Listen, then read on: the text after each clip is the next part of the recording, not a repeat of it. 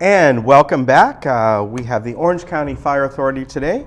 Captain Steve Concialdi is here, along with Community Education Specialist Christy Watson is back with us. Nice to see you both. Thanks, Ken. Thanks for having us. Yeah, it's good we could get you on today. And our first topic is one that you've talked about many, many times, I think almost every segment. Right. And that is, of course, you're calling this April Pools Month, but really you look at this year-round, and of course it's water safety in general, correct? Right, because these are tragedies. These are preventable. Last year we had 85 drownings in Orange County. 41 of those were fatal. And I could tell you, because I'm told about all of them, they're all preventable. Yeah. And you know, Christy's a big educator with us. She does a lot of education, and it's a passion for all of us. Christy, what you do as community education specialist, do you go out to community events? Do you go to schools and things like that? Is that something that part of your job? Yes, we do. So we are going to be having a water safety drowning prevention kickoff, and that's going to be held on April 26th at Blue Buoy Swim School. We're going to be focusing more so on sidewalk CPR, but set aside from that, we do go out and offer programs for the community that's free of charge. Okay, that's good to know. Yeah, it's absolutely free of charge. We have been focusing on creating new public safety announcements. So one is geared towards adults, and the second one is geared towards children. And what's new about the one geared towards children is that it's a child reaching out to his or her peers. Really? Yeah. That's great. I know that, Steve has talked about this many times, that what I find interesting is that you had some recent drownings here, 6 of them are fatal, and half of them are people over the age of 50. And we just, I think a lot of times don't think about that. You think, okay, an adult's in the pool there and they're by themselves, they're an adult. Right, so out of the 41 fatal drownings last year, 19 of them were over 50 years old, and that they were all swimming alone. They were either in a backyard pool or a spa, a community pool, swimming, just enjoying the water, or sitting there next to the water and something happens. So we're not sure if they've had medical emergencies, heart attack, stroke, low blood sugar, or something else happened. They jumped in, they hit their head. One lady was just outside smoking next to the pool, and we're not sure if she fell in, slipped and hit her head, but she was found in the pool, and that was the family pool that her kids grew up in. She swam, so this should not have happened, but they keep occurring. The thing is that with drownings, they're silent. Right. So people always assume that, oh, I'm going to hear somebody drowning because I'm going to hear splashing and screaming. And the reality of it is that it's silent. So if you don't have anybody with you, nobody's there to help you. So our new tagline for this year is drowning is preventable, never swim alone. We recently had somebody donate money, and it's a new pilot program that we are starting in one of our cities where we're going to be offering free swim lessons to children. Great. Yeah, we hope to offer this through all the other cities that we serve, but looking forward to that. That'll be really nice. Yeah, that's great that somebody gave you some funds for this, and starting kids out early is wonderful, and then you kind of keep it up. And even for adults, we have swim classes here in this community. There are some adults who maybe they never really learned how to swim, or they can just basically get around the pool, but it's it's an ongoing thing. And I know often that you've come on, you bring those tags there, kind of the designated water watcher tags. Yeah, correct.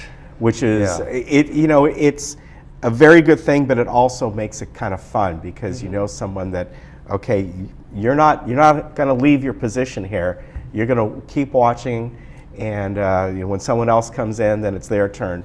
But it's a great way to keep an eye on things, especially if you have a bunch of people over, whether it's here, you might bring grandkids here, or even if you have a private home, you have a bunch of people over, that one person for a certain amount of time is there to watch. Right. We got a good story here. On the screen here, we have one of your firefighter paramedics, Chris Trocchi, And Dr. Michael Shannon, he's the gentleman in the middle here, and at the bottom, you see what used to be his vehicle. But this is a really kind of a circle of life story, isn't it? Sure is. Yeah, explain this here. Dr. Michael Shannon, a lot of your residents will know him. He's been a pediatrician for 42 years. So he was my pediatrician. When we moved to Mission Viejo in the beginning of 75, there were only a few doctors. And so I was 4 years old at the time, and so he was my pediatrician. Wow. And so now he is the pediatrician to a lot of our kids. So I have, 3 kids. Yeah. And My child. That's amazing. and he is amazing. He really is. So what happened with this situation was, what we didn't realize, Chris, when he was born, he was premature, just over 3 pounds. He was given a 50-50 chance for survival. And Chris, by the way, here is This is on Chris the right left here, there, yeah. on Dr. Shannon's right. And so Dr. Shannon was his pediatrician. He stayed by the side of Chris's parents in those initial days when it was touch and go. I mean, it was outstanding. Well, 30 years later, Dr. Shannon was going to meet a friend for his morning walk around the harbor there, and he was driving his SUV, and there was a large truck that had pulled in front of him, pulled out of a parking lot area as he was coming down PCH, and Dr. Shannon went right into the truck, and he was trapped. And so the car caught fire, and Chris Trokey and the crew from Engine 29, they're one of the busiest paramedic engines we have in the county. This was, they were just returning from, they said, their 5th wake up that night, so up 5 times. Fortunately for them, they were coming back to the station, and this accident happened, so they were there within minutes. And so as they arrived on scene, Dr. Shannon's feet and his legs were burning, so they quickly pulled a hose line, they extinguished the fire, and then he was trapped. And then as more units from Orange County Fire came in, they had to use the jaws of life to extricate him. So Dr. Shannon spent 45 days in the hospital, had a couple of toes that had to be amputated because of the burns and so forth, but he's recovered. And so this was St. Baldrick's event. They brought them both together, and through the whole thing, Chris's parents said, you know who that was? That was your pediatrician. Which so the story kind of grew, and they didn't realize the extent of this. And so now Chris has his own little boy, few-month-old boy, Porter, and Dr. Shannon's Porter's pediatrician.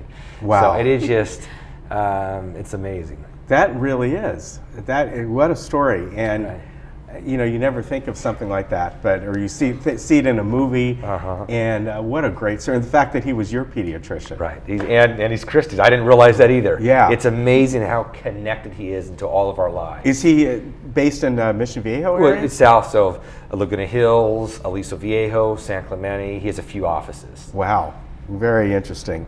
Another good story here that turned out well. 40-year-old man was saved after he went into full cardiac arrest by your firefighter paramedics. And, you certainly don't think of a 40-year-old having a heart attack, right? And you can see here, he's, he looks pretty fit. What's the story behind this? This is me. This is Patrick and his wife. They had a 3-week-old baby at the time, Grace. And something happened. He was recovering from back surgery. And we're not sure exactly what happened. Possibly the doctor said an arrhythmia, but he started having some difficulty breathing. And his wife called 911. And what's amazing about this story, this is our chief, Jeff Bowman. He just happened to come by the station to talk to the guys. And this was about 7:30 in the morning to say hi. The bells went off, and they said, "You want to come with us?" So he jumped on with them, and so he got to see firsthand. So while Patrick's wife was calling 911, the dispatcher was realizing the severity of this. And so at some point he stopped breathing and his heart stopped. Wow. So when our firefighter paramedics arrived, this is Robbie Davidson, he was on the bed and he wasn't breathing, his heart had stopped. Robbie picked him up, and he demonstrated during the press conference. He actually picked up one of our firefighters, this Jeff Johnson. JJ picked up JJ. He picked up Patrick, carried him out to the living room, and they all started working on him. And there was doctor's ambulance was there. They were integral in this whole rescue as well. And fortunately, they were able to bring him back, intubated him, started an IV, gave him drug therapy, defibrillated him, and he's happy today. And I mean, it's Doing well. amazing story. But it was Wow. the group effort of his wife recognizing the problem, calling 911 right away, removing him from the bed, starting CPR, and then advanced life support measures. And Chief Bowman there was able to talk to his wife. The mother-in-law was there. They had the baby there. It was very chaotic. But it just shows you how CPR, and if we could get to somebody right away. And I got to tell you, Christy, a few months ago, she was able to save her neighbor. She was pulling out of your driveway, and I just so happened to take the day off. I wasn't feeling that well, and I was just about to pull out of my driveway to go get my medication from CVS, and my neighbor comes running out, and she's just in tears and said, "Help, help, he's not breathing, he's not breathing." So put my car in park, walked over, ran over, and found him hunched over, not breathing. So had her call 911, laid him on the floor, and checked for pulse. There was no pulse, so I began CPR, and he came back. The firefighters showed up. He's 101 years old. Wow. And she is 97 years old. So they're a great couple, and That's amazing he's story. doing great. Good. I thought about this morning when I was driving over. You know what, Christy? Recently, this happened to her. But it just goes to show you when we have AEDs, which you have in the community, and people Well, know actually, they're still looking at that. in this Okay. community. Yeah.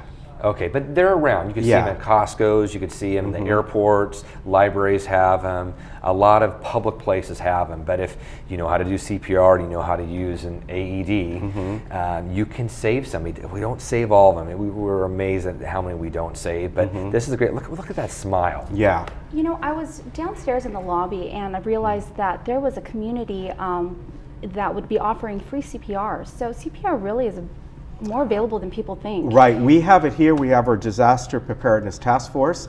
They do free CPR classes several times a year, and we get notices about that. And they do child CPR classes as well. So people take advantage of that. We announce it here when those classes come up, but it's free. Couple things that you both brought this up, in that when you're doing CPR, you want somebody on a firm surface, not on a bed. Am I right? It does not work on the bed because you need something on their back. So basically, when you're doing compressions, you're compressing the sternum and it's pushing on the heart, and that moves the blood and the oxygen throughout the body. Okay. So you have to be on a hard surface. So you have to carefully remove that person onto the floor. Okay, and that's a very good, very good point. Yeah. Right. Well, great story. Thank you very much. I mean, that's terrific, and the fact that you were there to help, and 101 years old, that's what I find amazing. I think if the most important thing that people would understand is that if they don't know how to do CPR, when they call 911, to listen carefully, because our dispatchers are going to guide them through how to do CPR. Okay, yeah, that's a very good point. Thank you for both coming on. I'm glad we could fit you in today. And two great stories here. And do you have, oh, by the way, on your website, are you going to be, do you have things about this, your events coming up for the pool safety? We will. You will, yes. Okay, great. So you can go to the Orange County Fire Authority and their website, and just from there, I have it listed right there, and get information on that. And also, you know, for this community here, we have a lot of different clubs. You can see here that if you want Christy to come by or anyone else and conduct some sort of a class or seminar, that's what they're here for. They're here to help. That's why she is the community education specialist. Or smoke alarms. If they need a smoke alarm installed, we'll happily do that. They'll help you out. Thank you very much. Good to see you both. Okay. Thank you. Thank you, Ken. All right, we'll be right back. That's